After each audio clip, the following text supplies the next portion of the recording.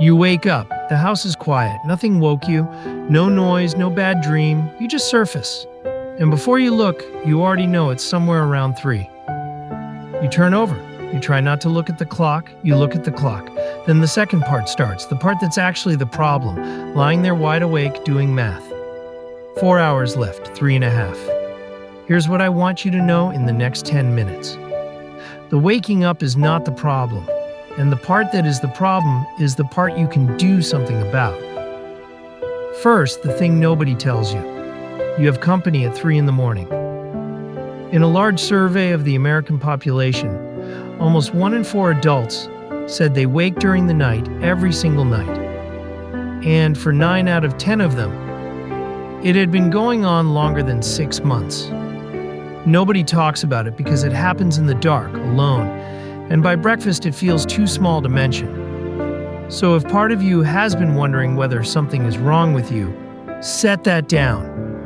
Something is happening, but it has a mechanism, and it isn't the one you've read about. First, though, the rule sitting underneath all of this: 8 hours, unbroken. That's a more recent expectation than it feels. A historian named Roger Ekier found more than 2,000 references in pre-industrial records to something people called first sleep and second sleep, with an hour or more of ordinary waking in between. And when researchers gave healthy adults 14 hours of darkness a night, their sleep spread out and split in two on its own. I want to be careful, because this is where a lot of videos overreach. None of that proves your body wants 2 blocks tonight. But it does mean this: waking in the night is not automatically a sign that something is broken. Which raises a better question. If waking isn't the failure, why the same time every night? Here's the surprise. 3 in the morning isn't special. What's special is the 4th or 5th hour of your sleep. Go to bed at 11, that lands near 3.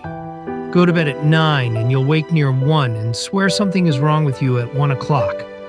It isn't the clock, it's the hour of the night. 4 things stack up in that window. 1. Your deep sleep is spent. The deepest stage is loaded into the front of the night. As the night goes on, those blocks shrink and can disappear.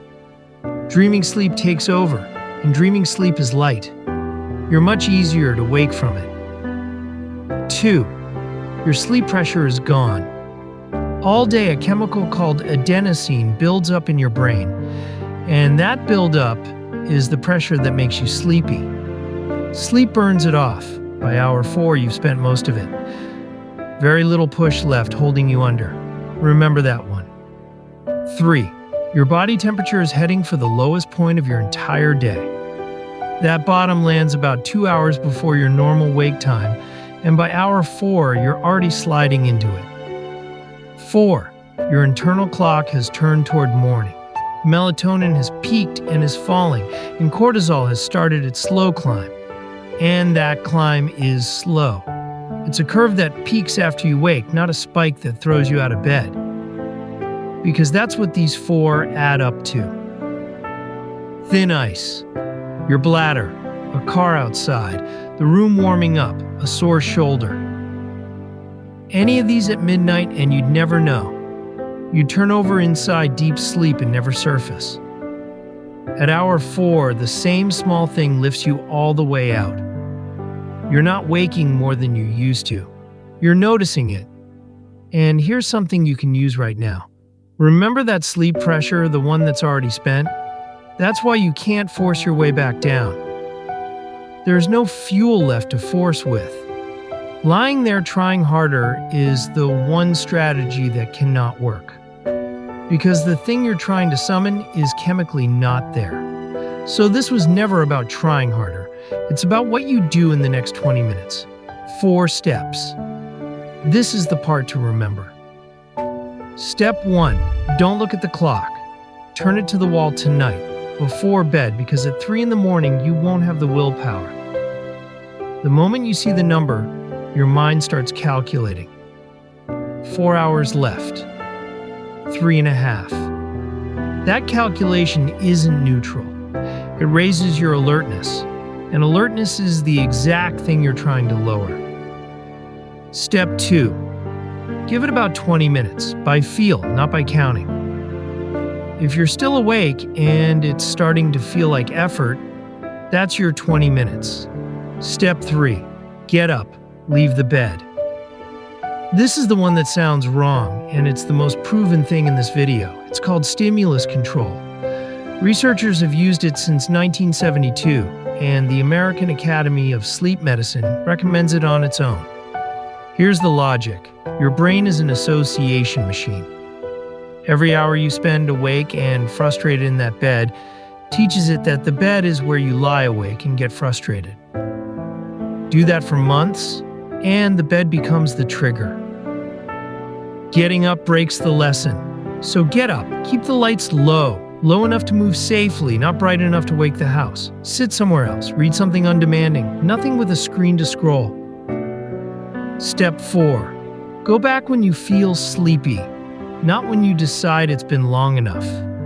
Sleepy, not tired. Tired is your body. Sleepy is your eyes closing on their own. Wait for that one. That's the whole thing. Turn the clock. 20 minutes by feel. Get up low light. Back when sleepy. One honest note. Because I'd rather say it now than have you quit on night 3. This isn't a light switch, it's a retraining. The research measures results over 2 to 4 weeks. Your first night might even feel worse, because you're up and moving instead of lying still. But it's free. You can start tonight, and it has better evidence behind it than anything you can buy. There's a reason your nights needed this retraining. And that has to do with what changed after 50. None of this is new. It's been the architecture of your night your whole life. What changed is the margin. That deep front-loaded sleep starts declining in early adulthood and keeps going. Later on, those deep periods are shorter and fewer, and lighter stages take up more of the night. At the same time, the whole clock shifts earlier. Falling melatonin is also part of why the bathroom trip shows up. Among people over 70, the large majority get up at least once. Same window, same hour, but thinner ice and more to disturb it. This isn't your body breaking down, it's your buffer getting narrower. And a narrow buffer is something you can work with, because now the small stuff actually moves the needle. Start with the evening drink. Alcohol puts you down fast in the first half of the night. That part is real, it's a sedative. But once your body finishes processing it, it rebounds, and that rebound lands 3 to 5 hours after you fell asleep. Look where that is. Same window. Moving it earlier or making it smaller is the fastest thing you can test. You'll know within a week, then the room. A study that collected nearly 11,000 nights of sleep in people's own homes found sleep was most efficient between about 68 and 77 degrees. Differences between individuals were large, so treat that as a starting point, not a rule. Now, the things you may have already tried, melatonin. And I know what you're thinking because we just said your own melatonin drops at night. Fair question. But taking it back as a pill hasn't delivered what you'd expect. In its guideline on medication for chronic insomnia, the American Academy of Sleep Medicine recommends against melatonin, both for falling asleep and for staying asleep. There are situations where a doctor might use it, mostly around shifted body clocks. For waking at 3, it isn't supported. Over-the-counter sleep aids, the nighttime formulas, the PM versions of painkillers. The active ingredient in most of them is an antihistamine, and these appear on the Beers criteria, a standard list of medications to avoid, with a high severity rating. Next day grogginess, confusion, falls. If you use one regularly, raise it with your doctor or your pharmacist. Not something to stop on your own, but worth raising. Before we finish, the short list. Not to worry you, just so you know where the line is.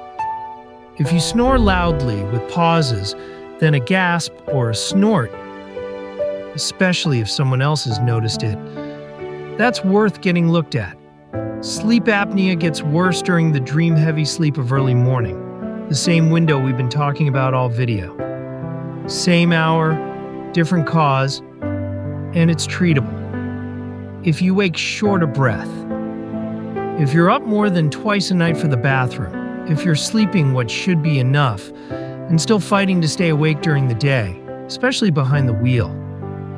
And if the waking comes with a flatness, a loss of interest in things you used to enjoy, mention that one too. None of these mean something is wrong. They mean it's a conversation. So, tonight's small clue. Don't lie there fighting it. Turn the clock around before bed. When you wake and it starts to feel like effort, get up, keep the lights low, and come back when your eyes are closing on their own. You're not broken at 3 in the morning. You're at the thinnest hour of the night, doing the one thing that cannot work. And now you know what to do instead. Next time, the other side of this. What happens in the first 10 minutes after you get out of bed, and why that stiffness fades faster on some days than others. Take care of yourself. I'll see you in the next one.